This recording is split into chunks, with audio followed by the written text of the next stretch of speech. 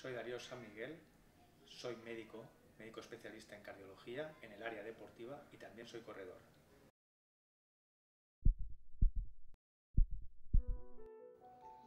El deporte es una potente herramienta generadora de salud, de fuente inagotable además. Nosotros el deporte lo recomendamos para todas las edades y todo grupo de personas, incluso aquellas que padecen alguna enfermedad o patología. Hoy en día ha demostrado que es más beneficioso que muchos fármacos que se están empleando para el tratamiento de enfermedades.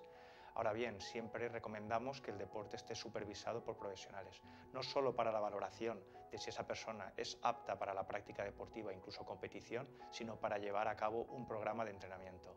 Actualmente existen en nuestra sociedad muchas noticias en relación a que el deporte también tiene una cara negativa, pero nosotros el mensaje de los profesionales relacionados con el tema de la salud y el deporte es un mensaje tranquilizador.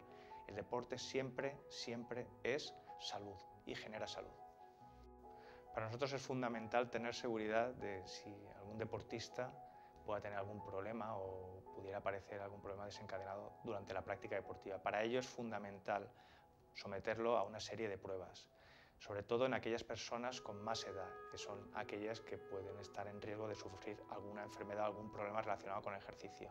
Las pruebas son sencillas, lo más importante es hablar con el deportista, preguntarle si tiene antecedentes personales, antecedentes familiares, si alguien en la familia ha tenido algún problema. También es muy importante si ha percibido algún síntoma, ha tenido algún problema durante la práctica de ejercicio físico y luego realizar una especie de chequeo empleando una serie de pruebas muy sencillas como es un electrocardiograma, una prueba de esfuerzo y una ecografía. Eso nos va a dar muchísima información sobre todo del estado de salud global del corredor y fundamentalmente el estado cardiológico, ya que las principales causas de graves enfermedades o problemas durante la práctica deportiva son enfermedades cardíacas.